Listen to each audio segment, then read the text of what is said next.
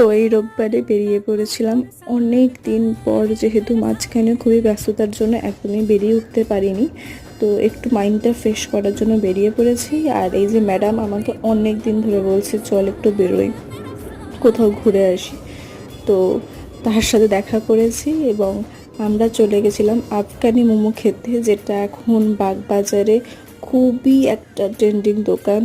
Hot থাই মোমো, আর দোকানটা ভীষণ ভিড় থাকে। তারপরে তার পাশের দোকান থেকে নিয়ে নিলাম হচ্ছে ব্লু লেগুন আর এই যে আচারি কাবাব।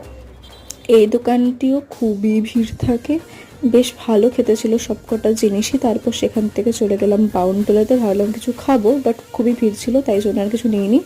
দেখতে পেলাম একটা গোলাওয়ালা, তো ভাবলাম এটাকেই দিনটা শেষ করি এবং ফাইনালি আমরা নিয়ে নিয়েছি। এবার তাকে বিদায় জানানোর পালা। তো তাকে বিদায় জানিয়ে বাড়ির পথে চলে এলাম, আর আসার সময় নিয়ে এলাম বাবা মায়ের জন্য দুটো ফিশ ফ্রাই। এভাবেই আজকে সন্ধ্যাটা কাটালাম।